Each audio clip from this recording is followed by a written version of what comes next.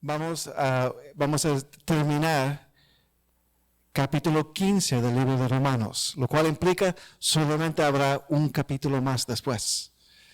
Gabriel, es una serie del libro de Romanos que tenemos 7 años estudiando.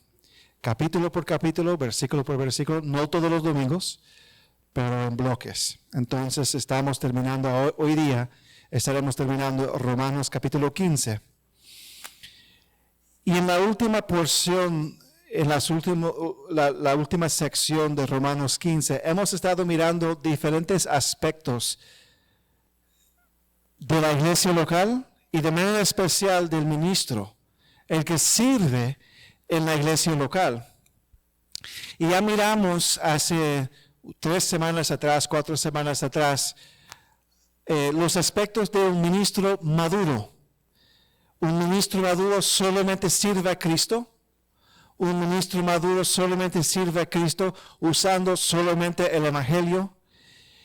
Y el ministro maduro tiene un fin en su ministerio, tiene un propósito, una meta que quiere lograr. Después miramos más recientemente, hace 2 semanas atrás, los motivos de un ministro. Los motivos para su ministerio son el deseo de ser usado por Cristo, el deseo de avanzar el reino de Dios y el deseo de jactarse en Cristo, ¿cierto?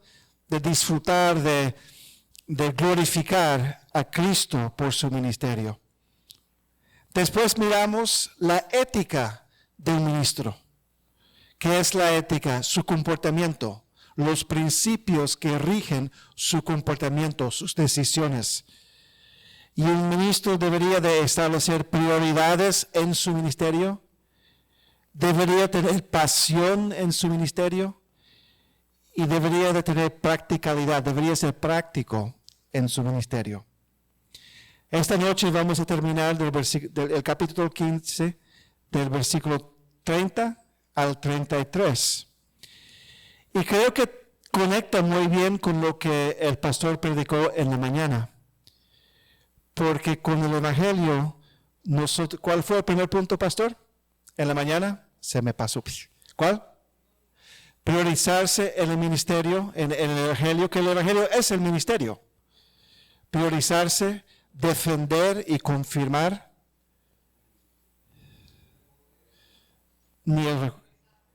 Progresarlo, eso es parte del ministerio y al final seremos juzgados y como ministros seremos juzgados en nuestro ministerio. Entonces, había bastante conexión, hay bastante conexión entre lo que el pastor predicó en la mañana y lo que vamos a aprender esta noche, porque no se puede hacer lo que él habló en la mañana si no hay oración que está respaldando todo.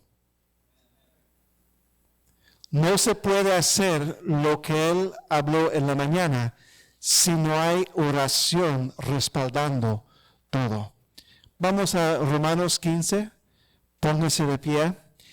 Y vamos a comenzar desde el 22 para recordar, refrescar el contexto para nosotros. Porque recuerda, todo está conectado. Uno tiene que leer dando cuenta de lo que es antes y después para poder entenderlo en su justo contexto. Versículo 22. Por esta causa me he visto impedido muchas veces de ir a vosotros. Pero ahora, no teniendo más campo en estas regiones y deseando desde hace muchos años ir a vosotros, cuando vaya a España, iré a vosotros, porque espero veros al pasar y ser encaminado allá por vosotros una vez que haya gozado con vosotros. Mas ahora voy a Jerusalén para ministrar a los santos, porque Macedonia y Acaya tuvieron a bien hacer una ofrenda para los pobres que hay entre los santos que están en Jerusalén. Pues les pareció bueno y son deudores a ellos, porque si los gentiles han sido hechos participantes de sus bienes espirituales, o sea, los bienes espirituales de los judíos, deben también ellos, los gentiles, ministrarles a los judíos de los materiales. Así que cuando haya concluido esto y les haya entregado este fruto, pasaré entre vosotros rumbo a España, y sé que cuando vaya a vosotros, llegaré con abundancia de la bendición del Evangelio de Cristo. Versículo 30. Pero os ruego, hermanos, por nuestro Señor Jesucristo y por el amor del Espíritu Santo, que me ayudéis orando por mí a Dios, para que sea librado de los rebeldes que están en Judea, y que la ofrenda de mi servicio a los santos de Jerusalén sea acepta, para que con gozo llegue a vosotros por la voluntad de Dios, y que sea recreado juntamente con vosotros. El Dios de paz sea con todos vosotros. Amén. Pueden tomar asiento. En términos del contexto más amplio, como hemos mencionado anteriormente, Pablo se está dirigiendo ahora en el libro de Romanos a la iglesia local en Roma. Y él ha explicado en el capítulo 1 y ahora también en el capítulo 15 que tiene gran deseo de ver a los hermanos en Roma, pero que él ha tenido otras prioridades en su ministerio que le ha impedido en ir a Roma. De manera especial, él quería predicar a los lugares que no habían sido alcanzados con el Evangelio en los alrededores de Jerusalén, desde Jerusalén hasta Ilírico, que dijimos que es donde es Serbia y Croacia, en esos lugares. Y ahora, como él dice en el versículo 23, pero ahora no teniendo más campo en estas regiones y deseando desde hace muchos años ir a vosotros, cuando vaya a España iré a vosotros. Entonces, ahora él ha terminado esa prioridad, tiene libertad, pero él tiene algo que tiene que hacer antes de ir a España. Y eso es entregar una ofrenda de Macedonia y de Acaya, porque dice en el versículo 25, mas ahora voy a Jerusalén para ministrar a los santos, porque Macedonia, los hermanos en Macedonia y Acaya tuvieron a bien hacer una ofrenda para los pobres que hay entre los santos que están en Jerusalén. Entonces, antes de ir a España para predicar, para alcanzar España para Cristo, él tiene que hacer un detour, tiene algo que hacer. Y él va a ir entonces a Jerusalén con una ofrenda de las iglesias gentiles, iglesia de Macedonia y Acaya, para entregar una ofrenda para los pobres, los hermanos pobres en Jerusalén. Recuerda, la iglesia en Jerusalén era sumamente perseguida. Y el precio que pagaban los hermanos de Jerusalén al creer en el Mesías era un precio alto. Perdían trabajo, perdían familia, perdían todo. Y había bastante pobreza en la iglesia en Jerusalén. Entonces él dice que una vez que le entregue esa ofrenda, él va a ir entonces a España y va a pasar por Roma en el camino. Y él termina entonces esta porción, esta explicación de los planes, pidiendo oración. Y su oración, o su petición de oración, nos enseña, hermano Nathanael, ¿dónde está él? 3. Vamos a volver a la ortodoxia después de herejía en la mañana. Vamos a volver a 3 motivos de oración por el ministro. 3 motivos de oración por el ministro. El pastor realmente no sabía el tema de la noche. Y él dijo en los anuncios que los pastores necesitan oración. Y no solamente los pastores. Cualquier persona que sirve al Señor en cualquier capacidad necesita de oración. Sea maestros de escuela dominical o hermanos o hermanas que enseñan aquí, las hermanas de la sala cuna, las hermanas y los hermanos involucrados con la hospitalidad, las rutas, todos necesitan oración. Y vamos a aprender entonces esta tarde 3 motivos de oración por el ministro. Amén. Vamos a orar. Padre, Señor, gracias, Señor, por esta noche, por el privilegio de estar reunidos una vez más. Y pedimos, Señor, que bendiga este tiempo, bendiga a cada hermano, cada hermana. Señor, háblenos, Señor, a través de la exposición de su palabra, que es viva y eficaz, y más cortante que una espada de doble filo, Señor. Gracias, Padre. Deme, Señor, claridad de ideas y dominio, Señor, sobre el idioma. Gracias, Señor. En el nombre de Jesús.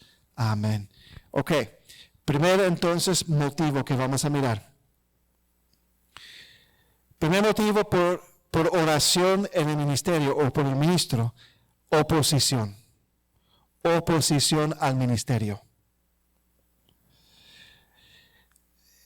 Romanos 15:30, pero os ruego, hermanos, por nuestro Señor Jesucristo y por el amor del Espíritu, que me ayudéis orando por mí a Dios, para que sea librado de los rebeldes que están en Judea.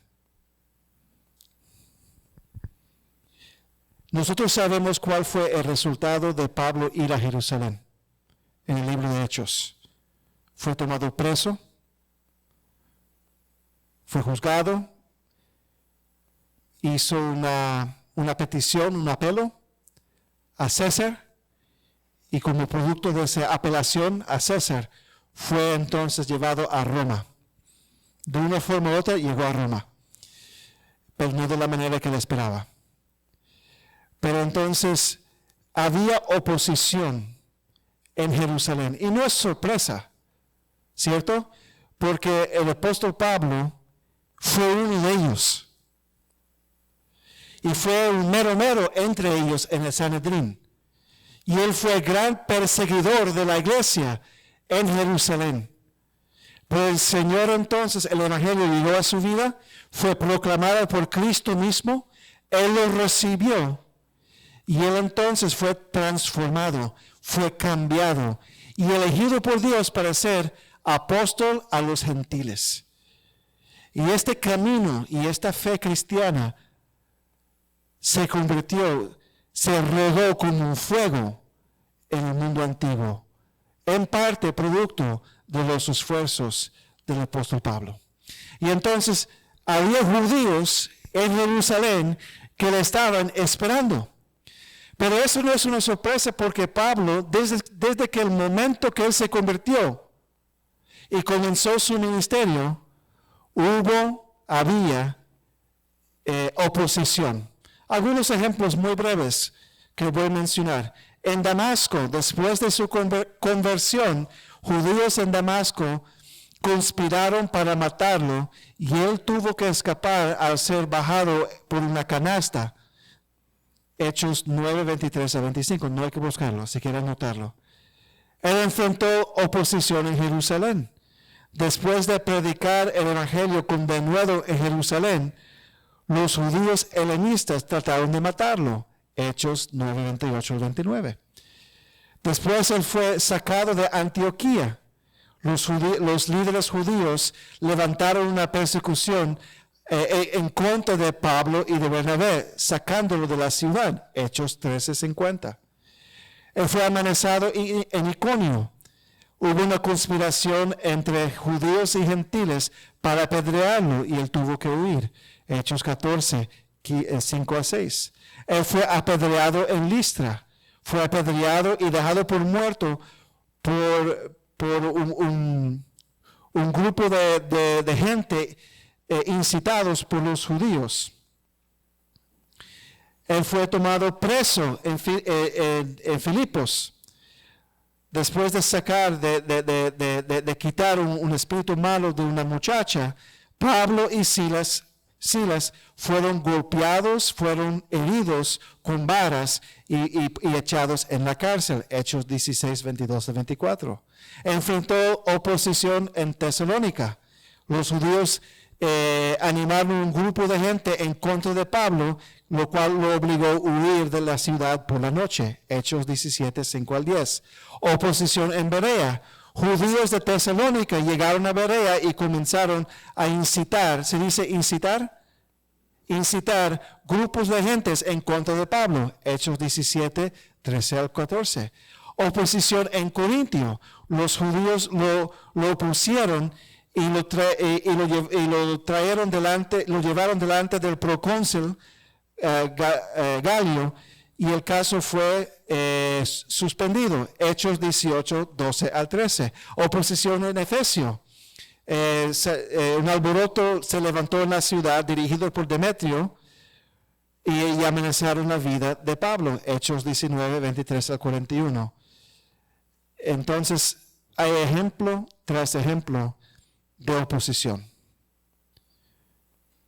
Gente inconversa, enemigos de la fe, yendo en contra de Pablo. Parece que en todo lugar que él iba, el hombre no estaba en paz. Amén. Pero no era solamente oposición de los de afuera. También él enfrentó oposición de los de adentro. Por ejemplo, en Hechos 15 vinieron algunos hombres de Judea y insistieron que los gentiles tenían que ser circuncidados para ser salvos. Y se levantó entonces un lío dentro de la iglesia. Pablo y Silas de un lado, Pablo y Bernabé de un lado, y estos judíos que habían llegado a Antioquía del otro lado, de tal forma que tuvieron que ir a Jerusalén para tener el concilio en Jerusalén para resolver el asunto. También en Hechos 20, del 29 al 30, Pablo advierte a los ancianos de Éfeso que aún dentro de la iglesia se levantarían hombres hablando ideas tergiversadas para desviar a los discípulos. En Gálatas 1, 6 al 9 y 2, 4, él condena a falsos hermanos que pervierten el evangelio y tratan de limitar la libertad en Cristo que uno tiene al someterlos a la ley. Gálatas 2, 11 al 14. Pablo confronta públicamente Pedro por su hipocresía cuando él dejó de comer con los gentiles, cuando llegaron los gentiles a los judíos en Hechos capítulo 15. Según Corintios 10 al 11, Pablo tiene que defender su apostolado. En 2 Corintios 12, 11 al 15, él lamenta que los corintios no lo habían encomendado y al contrario habían cuestionado su apostolado.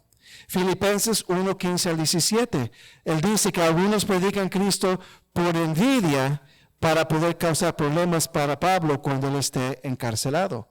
Filipenses 3, 2, él advierta a la iglesia de los judaizantes que llegan a la iglesia.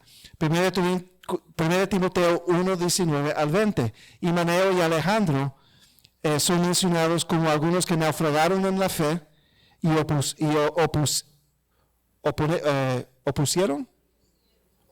se opusieron al ministerio de Pablo. 2 Timoteo 1, 15. Él dice que todos en Asia me han rechazado, incluyendo Hermógenes. 2 Timoteo 2, 17 al 18. Himeneo y Filetos son mencionados como falsos maestros, perturbando la fe de algunos. O sea, hay ejemplo tras ejemplo. El pastor mencionó que el evangelio tiene que ser defendido porque hay oposición. Oposición de afuera y oposición de adentro.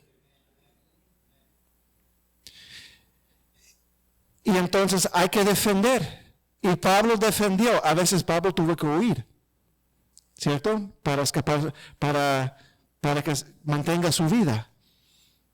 Pero dentro de la iglesia, él defendía. Él argumentaba. Él peleaba. Porque había oposición. Hermanos, y esto es el caso en nuestro ministerio. Y en su ministerio, a veces. Hay oposición de personas incrédulas en nuestra comunidad que no le gustan el mensaje del evangelio. Por ejemplo, Esta semana, el doctor James Dobson murió, partió a la eternidad. Y es curioso porque cuando MacArthur murió, el pastor dijo, quedan muy pocos, incluyendo Dobson. No menciona nadie más, pastor, por favor. Cuando MacArthur murió, usted me dijo, ya los grandes se van, pero todavía está Dobson. Y 2 semanas después, él murió. Entonces, no menciona a nadie más, pastor, por favor.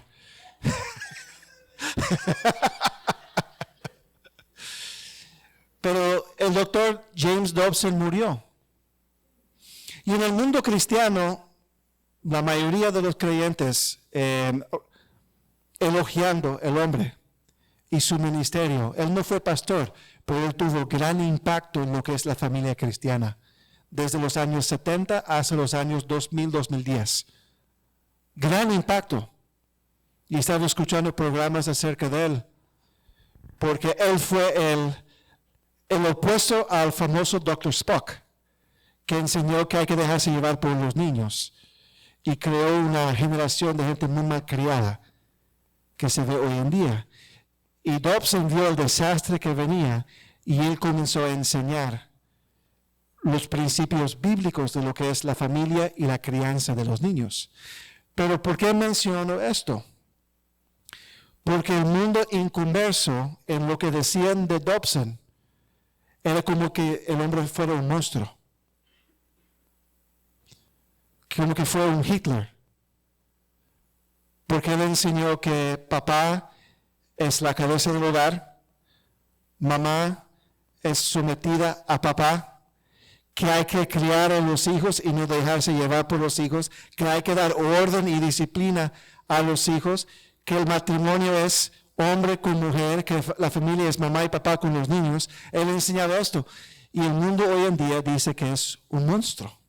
Es increíble las cosas, las barbaridades que han dicho. ¿Por qué? Porque hay oposición. Porque hay oposición. Aún en la muerte, él enfrenta oposición.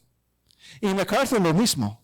MacArthur también hablan de él como que fue un radical y que fue un monstruo y que puso a la gente a riesgo con COVID y toda esta cosa. Pero la verdad de las cosas es que hay oposición externa. Y de la medida que esta iglesia vive su fe afuera y predica la palabra afuera, habrá oposición. Nosotros testificando puerta a puerta, encontramos oposición. Hay perros queriendo mordernos. Nos encontramos. Pero la verdad de las cosas es que hay oposición de afuera. Aún nuestra presencia simplemente molesta. Usted no se ha dado cuenta, como siendo creyente, usted llega a un grupo de conocidos que no conocen al Señor. Y usted está tranquilo, no dice nada, y se molestan, porque creen que uno los está juzgando. Y uno no ha dicho nada. Por ejemplo, uno puede estar en un restaurante y uno pide una cerveza y yo me pido mi Diet Coke y se enojan. ¿Y por qué no bebes cerveza? Porque yo no quiero cerveza, yo no tomo cerveza. ¿Tú te crees mejor que yo? No, es que me gusta Diet Coke. Yo no tomo cerveza, soy cristiano, no tomo cerveza. La gente se molesta simplemente por nuestra presencia, porque se sienten reprendidos, sin nuestras palabras. Entonces, hay oposición de afuera. Y hay oposición aún dentro de la iglesia. ¿De qué manera? Chisme, crítica, tacos al pastor, pero no hecho con carne de cerdo. Donde la gente llega a la casa y dice que ¿por qué el gritón siempre anda gritando? ¿Y por qué no puede hablar como una gente normal? ¿Y por qué él critica esto y critica aquello? O que no le gusta una decisión que se toma en la iglesia. Y entonces los comentarios comienzan. Y de repente los pastores, las ovejas se ponen rojas, quemando. ¿Por qué? Porque la gente habla. Eso, hay oposición aún de adentro. Ahora, uno puede tener una diferencia de opinión. ¿Y qué es lo correcto que uno tiene que hacer con una diferencia de opinión? Acercarse al pastor y decir, tengo una diferencia de opinión. Ok, vamos a conversar entonces. En vez de... Uno no sabe el daño que se hace al cuerpo de Cristo. Es un veneno que corre y infecta. Es un cáncer que corrompe el cuerpo de Cristo. Uno puede tener diferencias. Romanos 14 y 15, lo cual hemos aprendido. Hay diferencias en temas debatibles, si debemos de comprar otro van o no. Pero recibir los unos a los otros, no juzgar los unos a los otros, no menospreciar los unos a los otros, respetar los unos a los otros. Ahora, yo puedo tener un desacuerdo con el pastor. Debo ir al pastor y decir, tengo un desacuerdo contigo. Usted puede tener un desacuerdo conmigo, o una preocupación con algo aquí en la iglesia. Hable con la gente relevante, pertinente al asunto. Amén. Ahora, yo no sé si algo está pasando o no, no sé. No creo. Pero ha habido en el pasado en nuestra iglesia. Y eso se llama oposición. Eso se llama oposición. Y tenemos que cuidar la iglesia. Oposición de adentro, quejas, chisme, calumnias, etc. También puede haber oposición en la vida personal del ministro, dentro de la familia. No oposición al ministerio, pero conflictos en la familia del ministro que puede afectar su ministerio.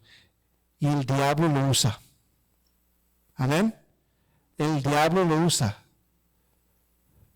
Por eso hay que orar por el matrimonio de los pastores, los matrimonios. Y usted que sirve en la iglesia, hay que orar por su matrimonio. Amén. Hay que orar por su familia. Amén. Porque ahí son lugares donde el enemigo puede meterse y crear oposición y crear conflicto en el ministerio. Pero también en la misma persona del ministro, también hay oposición. Yo soy mi oponente más grande. El barbudo que yo veo en el espejo en la mañana es el enemigo número uno que yo tengo. Mis flaquezas, no soy flaco, pero tengo flaquezas. Mis flaquezas, mis debilidades, mis carnalidades, mis inmadureces. Yo soy un oponente de mi ministerio también. Amén. Y usted que tiene algún grado de ministerio, no importa lo que sea, tiene que cuidar su vida personal también. Amén. Son áreas, lugares donde puede haber oposición. Y son motivos serios de orar, mis hermanos. Porque ¿cuál es el imperativo que Pablo levanta frente a la oposición? Él dice que debemos de tomar, entonces, por ejemplo, él va a Jerusalén, va a enfrentar a los rebeldes en Jerusalén. Él no dice, ayúdeme tomando cuchillos y tomando pistolas y acompáñeme a Jerusalén. ¿Él dice eso? No. ¿Él dice, levante un ejército que me acompañe? No. ¿Él dice, eche una bomba atómica allá en Jerusalén? No. ¿Cuál es la petición? Ayúdeme orando. Efesios 6. Efesios 6.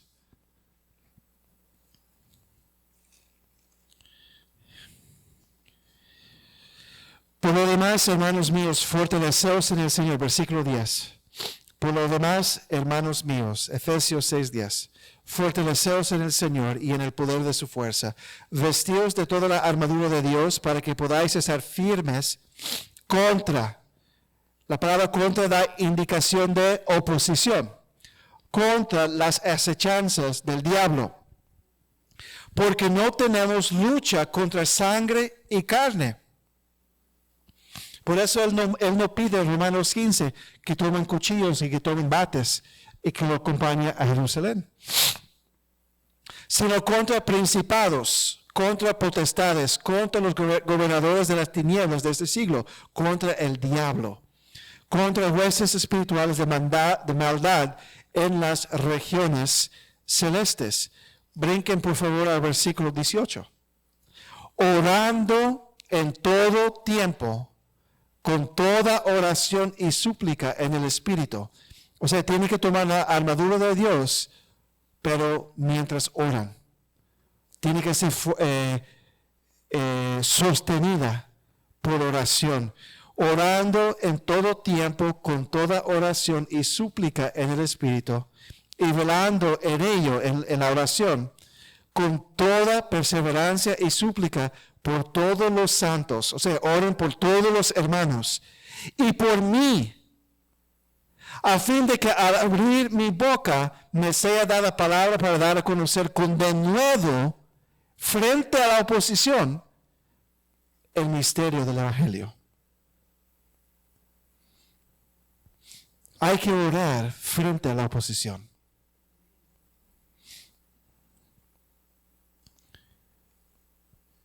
Hay que tener carácter fuerte en el ministerio, ¿cierto, pastor? Amén. Hay que tener carácter fuerte en el ministerio. Es necesario, pero no es suficiente.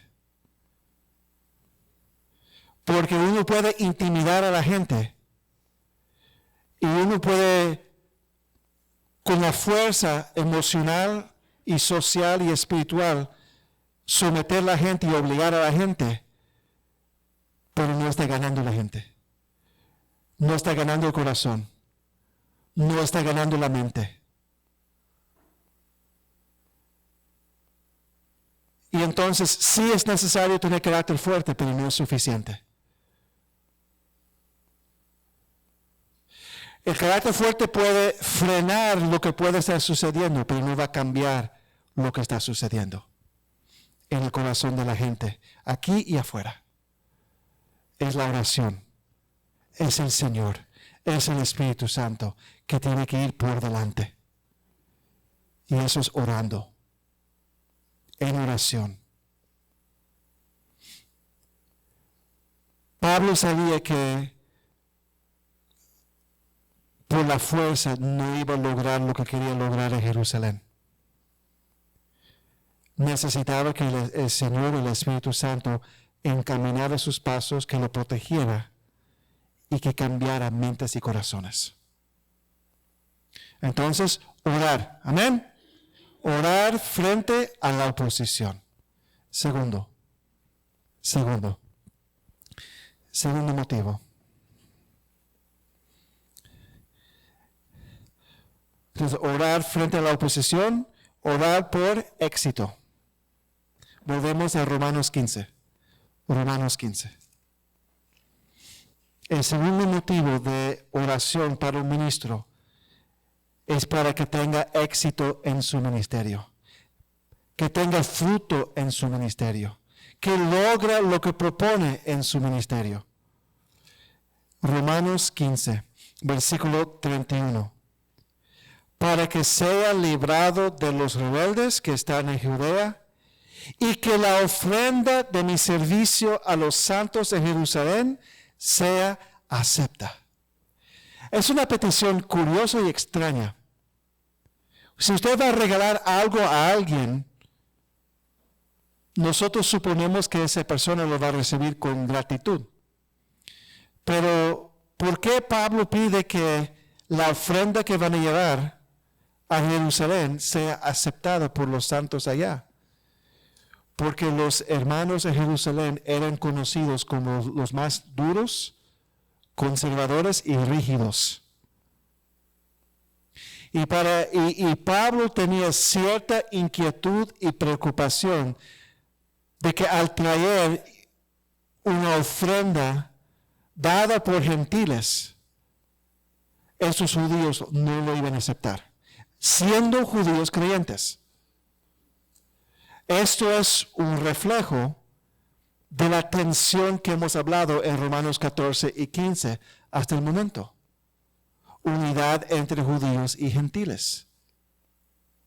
Y entonces, aún así, Pablo estaba preocupado de que ellos iban a llevar dinero, iban a llevar comida, iban a llevar telas, lo que sea, suministros. Una caravana iban a traer. Y llegan ahí, y su temor era que los judíos creyentes les iba a echar un boche. Y decir, no queremos eso, porque eso viene de manos de gentiles. Por eso él pidió oración, que la ofrenda sea aceptada. ¿Por qué? Primero porque los hermanos necesitaban la ofrenda, pero mayormente para que haya unidad dentro de la iglesia, que haya unidad entre creyentes. Es el lema del capítulo 14 y 15, unidad, para que haya unidad. Y entonces Pablo estaba preocupado. Sabemos entonces en el libro de Hechos que recibieron con gozo a Pablo cuando llegó.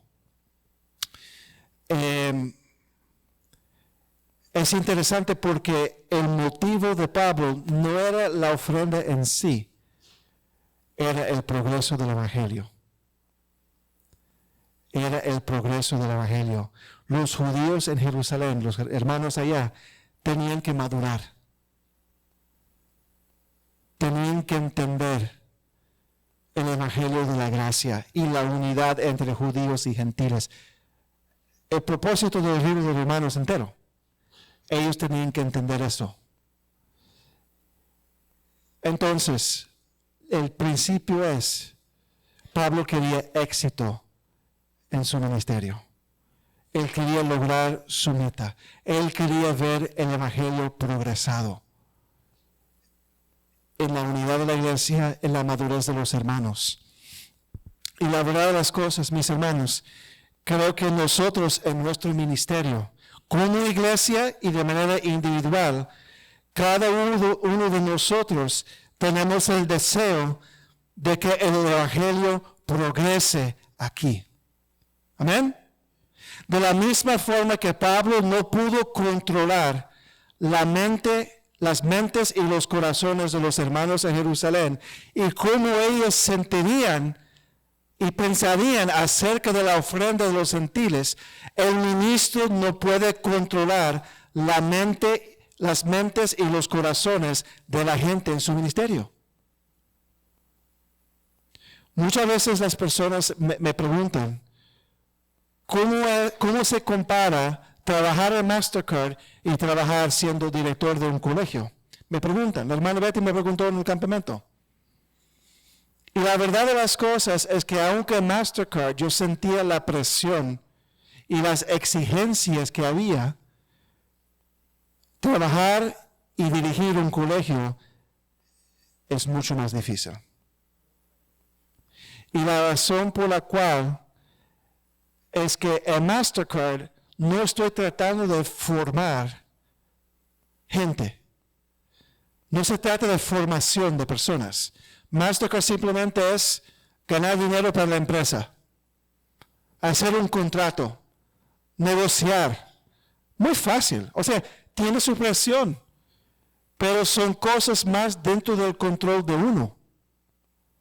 Pero trabajar en un colegio donde estamos no solamente bregando con gente inmadura, porque son niños y jóvenes, sino que tenemos el objetivo no solamente de que ellos aprendan algo, sino también que sean alguien. Es la meta. Que no solamente aprendan algo, sino que sean alguien. Un seguidor de Cristo. Voy a tratar de decir cuál es nuestra visión como la escuela. No, lo tengo más o menos memorizado. La visión de nuestra escuela es tener excelencia bajo la bendición de Dios, de preparar a nuestros estudiantes para que conozcan a Cristo y para que sirvan a Dios y al hombre con propósito y inteligentemente. Algo así, tratando de traducirlo. Es una meta ambiciosa. Pero yo no puedo meter mis manos en el cerebro y la mente y el corazón del muchacho y cambiarlo. Y nuestro propósito y nuestra visión como iglesia es igual. Es ver las almas salvas, santificadas y sirviendo al Señor. Pero nosotros no podemos abrir el cerebro de la gente, y yo lo he mencionado muchas veces allá en el colegio pastor, que mi pastor dice, cuánto yo quisiera abrir su cráneo, tomar una Biblia, meterla por dentro y cerrar el cráneo, y algo se pegue. Usted tiene una reputación allá por si acaso.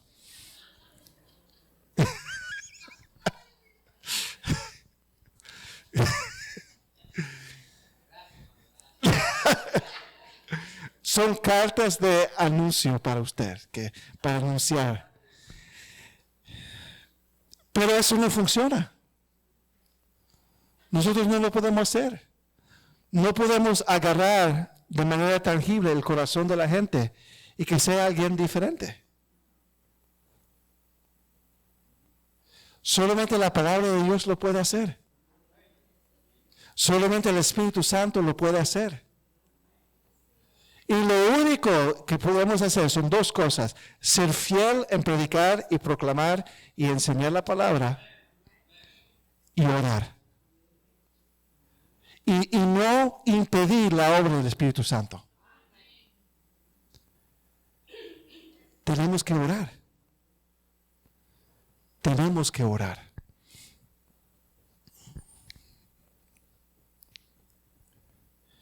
Como iglesia, nuestro deseo es ver personas que no conocen a Cristo, que son inconversos, que llegan al punto de estar bajo la convicción del Espíritu Santo y ver de manera gráfica su necesidad de salvación.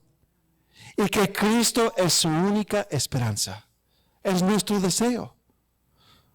Usted habló de Robert, la historia de Robert. Para mí es Abelardo. La historia de Abelardo. Abelardo venía a la iglesia, tenía 4 o 5 meses viniendo a la iglesia. Domingo en la mañana, domingo en la tarde y miércoles. Y después de una predicación sobre el hombre natural, él se acercó a mí con lágrimas en los ojos y me dijo, yo soy el hombre natural, yo soy un animal. Él dijo así, yo necesito nacer de nuevo, me dijo. Entonces el pastor lo tomó al lado y le predicó el evangelio y se convirtió. Y no dejaba de llorar. Pero eso fue convicción de escuchar palabra vez tras vez tras vez. Por eso no hay que tratar de, cuando llega una visita, echarse encima de la visita. Deje que la palabra le llegue. Nuestro deseo es ver nuevos creyentes, con nuevos afectos, con nuevos deseos, con un hambre por la palabra de Dios. Cuán lindo es ver un hermano nuevo en la fe o una hermana nueva en la fe y que come Biblia. Amén. Y que nosotros nos avergoncemos delante de ellos porque ellos comen mucho más Biblia que nosotros. Cuán hermoso es ver eso. Y que ellos tienen el anhelo de estar con el pueblo de Dios y quieren servir al Señor desesperadamente. Nuestro deseo es ver creyentes siendo santificados, creciendo en gracia, teniendo victoria sobre ídolos en su vida, sobre pecados que los asedian en sus vidas cristianas. Cuán lindo es un hermano o una hermana que supera algo en la vida cristiana. Nuestro deseo es ver creyentes creciendo y descubriendo sus dones y contribuyendo sus dones al cuerpo de Cristo, sirviendo con gozo dentro del cuerpo de Cristo. Hermanos, estos son anhelos, metas y deseos que un ministro del Evangelio debería tener. Y si usted tiene un ministerio aquí en esta iglesia, espero que usted piense de la misma forma. Escuela dominical, reuniones de damas, varones, jóvenes, niños, ministerio de música, sala cuna, hospitalidad. Todos estos ministerios tocan la vida, la mente, el corazón de las personas. Cada uno de nosotros que servimos somos un ministro de alguna forma u otra. Y debemos de tener el deseo de tener éxito en nuestro ministerio.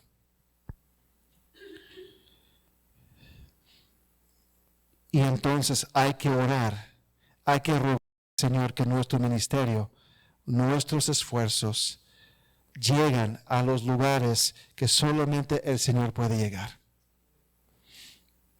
Tercero. Entonces, primer motivo de oración para un ministro, la oposición. Segundo, el éxito. Tercero, el futuro. El futuro. Volvamos a Romanos 15. Romanos 15. Comencemos con el versículo 30. Pero os ruego, hermanos, por nuestro Señor Jesucristo y por el amor del Espíritu, que me ayudéis orando por mí a Dios, para que sea librado de los rebeldes que están en Judea, oposición, y que la ofrenda de mi servicio a los santos en Jerusalén sea acepta, éxito, para que con gozo llegue futuro a vosotros por la voluntad de Dios, y que sea recreado juntamente con vosotros. Él tenía planes, tenía un futuro en mente. El deseo de Pablo, lo cual hemos dicho varias veces ya, era que al cumplir su obligación en Jerusalén, él pudiera ir a Roma en rumbo a España. Y como vimos anteriormente, él tenía gran deseo de conocer los hermanos en Roma y había atrasado su viaje hasta que él cumpliera sus planes de predicar alrededor de Jerusalén y después entregar esa ofrenda. Él tenía la visión, el deseo, planes del futuro para ir a España, para predicar allá y para conocer los hermanos en Roma en camino. Lo que vemos aquí es un sentido de visión, de dirección, de ir al próximo nivel, a un próximo lugar. Y la verdad de las cosas, mis hermanos, es que un ministerio tiene que tener visión y dirección. Un ministerio tiene que tener visión y dirección. Y lo digo no solamente en el sentido general de la iglesia, sino también en su propio ministerio dentro de la iglesia. Uno debería tener visión y proponer al Señor hacia dónde llevar su ministerio que Dios le ha dado. Uno debería tener cierta dirección, no hacer las cosas por hacer las cosas, sino con la idea de ir a un destino con su ministerio.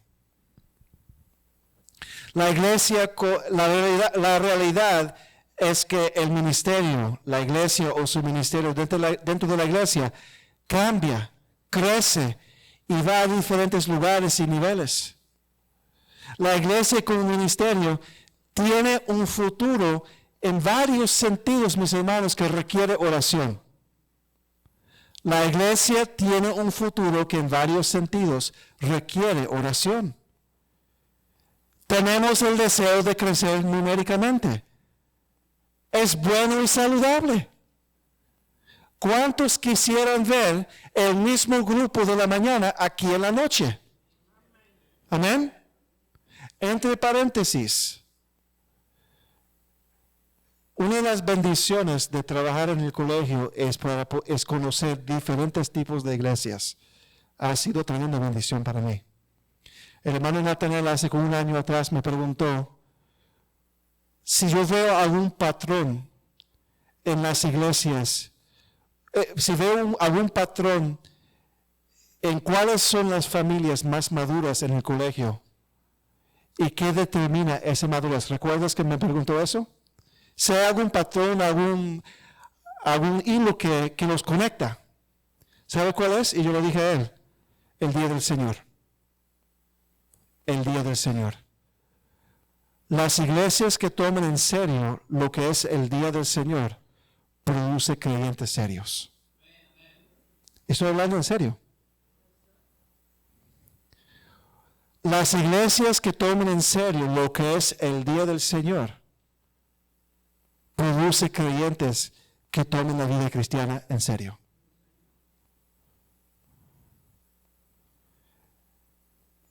Los hermanos reformados, se lo voy a decir, estamos en desacuerdo con aspectos de su soteriología, pero en cuanto a su práctica y la seriedad con la cual toman el día del Señor, es admirable. Por ejemplo, el ejemplo que usted dio frente a mí en la mañana, eso es pan diario ya. No es algo extraordinario. Porque es el día del Señor. Es el día del Señor. Entonces, lo doy eso entre paréntesis, porque si aprendemos cuidando lo que es el día del Señor, aprendemos prioridades, aprendemos una adoración correcta, aprendemos madurez, aprendemos ser soldados de la fe, porque es disciplina. Eso lo doy gratis. ¿Amén? Amén. Entonces, queremos crecer numéricamente. Amén. Y el Señor ha crecido la iglesia. Cuando nosotros llegamos, éramos como 40 pelagatos aquí. Y ahora tenemos un buen grupo que llegamos como a 100 y pico, para la gloria de Dios. Pero ¿no quisiéramos ver 150? ¿No quisiéramos ver 200? ¿No quisiéramos crecer de tal forma que hay que comenzar una iglesia hija? Amén. Hay una iglesia china allá en New Jersey, cerca del colegio. 3 iglesias han salido de esa iglesia. Y esas iglesias han dado luz, por decir, a otras iglesias. Los chinos se están convirtiendo en toda parte. Ahora, muchas de las iglesias chinas tienen mala doctrina. Son un poco chuecos doctrinalmente. Porque no hay buena formación en China, porque es un lugar clandestino.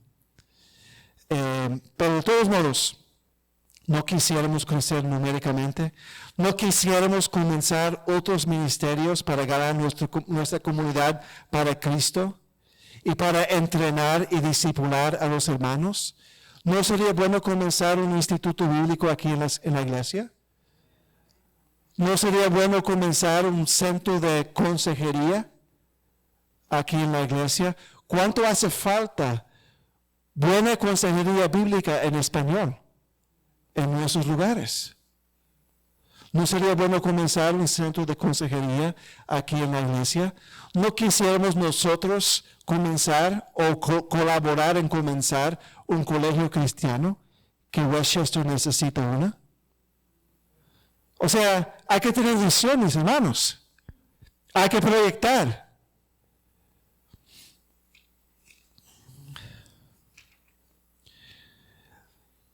Nuestro futuro también requiere oración en el sentido de que la gente en nuestra congregación va cambiando con el tiempo.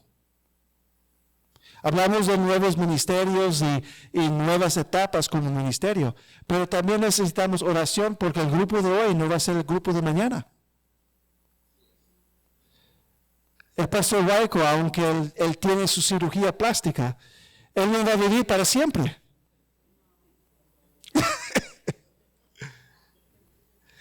Él no va a vivir para siempre y no necesariamente va a pasar todos sus días aquí tampoco.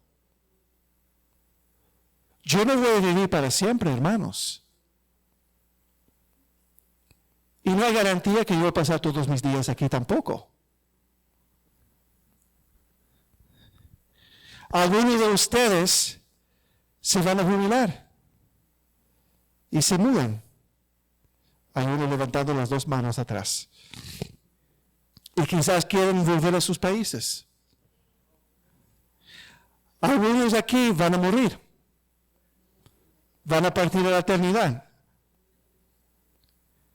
Necesitamos hombres que se levanten para ser líderes aquí.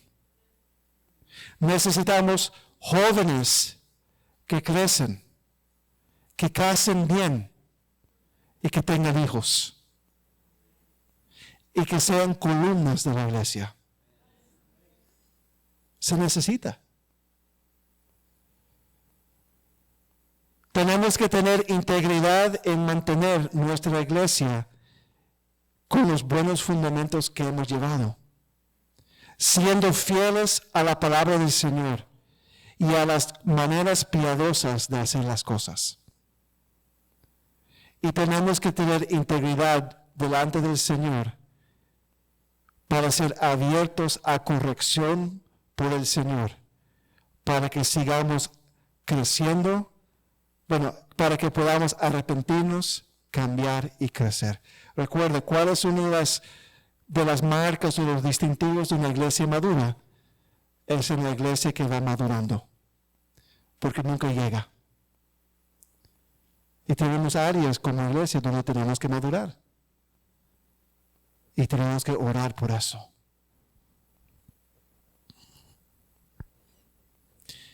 A la luz de todo esto, mis hermanos, hay que orar y hay que orar de manera regular. Porque como Pablo, él tenía planes, deseo de ir a España y a Roma. Y él pidió oración. Nosotros tenemos deseo de ir a España y a Roma en nuestro ministerio. Y hay que orar. Amén. Para ir terminando. A la luz de todos estos motivos de oración, oposición, éxito y el futuro, el apóstol Pablo ruega a los hermanos en Roma que oren por él. Versículo 30. Pero os ruego. ¿Qué significa rogar? Suplicar de rodillas. Por favor, con urgencia. Pero os ruego. Todo eso es lo que tengo que hacer. Pero os ruego, hermanos, por nuestro Señor Jesucristo y por el amor del Espíritu, que me ayudéis orando por mí a Dios. Él está rogando a gente que él nunca ha conocido. Sabemos que él no los ha conocido. Y él los ruega que oren por él, porque los motivos son tan importantes, tan grandes, tan reales. Y esto es una verdad maravillosa de lo que es el Evangelio, porque podemos acudir a hermanos que no conocemos y rogar que oren por nosotros, y ellos van a orar fervientemente. Con lo que ha pasado con la hermana Dominga, hay mucha gente alrededor del mundo que está orando por ella.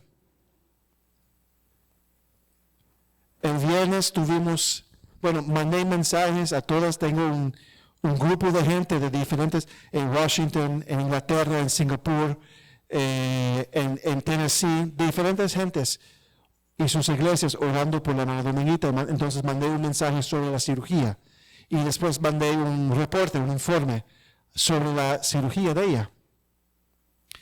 Y uno de ellos es un padre allá en el colegio. Entonces el viernes por la tarde tuvimos una bienvenida para dar inicio a lo que es el año académico que comienza mañana. Y es una actividad donde llega toda la gente del gimnasio y todo eso. Y él me dijo que él tiene, su grupo, él tiene una célula en su iglesia, él es líder de una célula que se reúne cada semana en un hogar.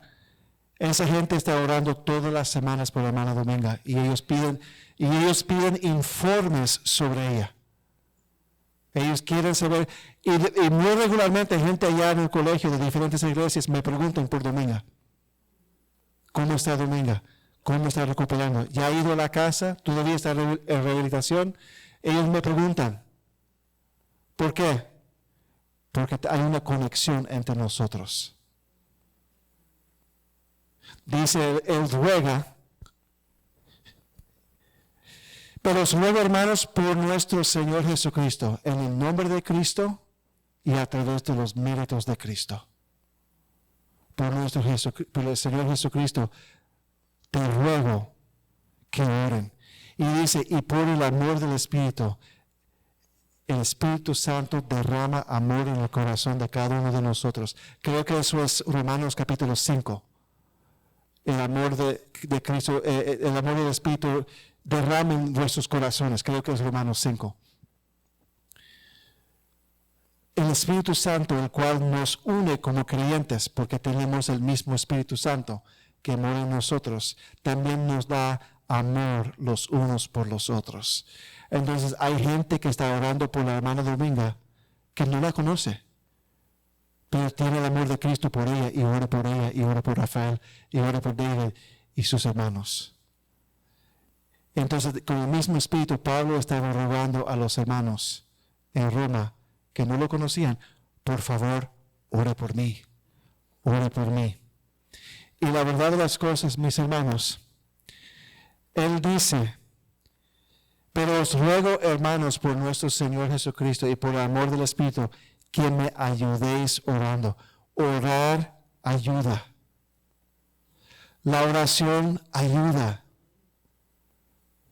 Y la pregunta es si estamos orando por nuestro ministerio y si estamos orando por nuestros pastores y si estamos orando por los hermanos y las hermanas que sirven aquí en la iglesia.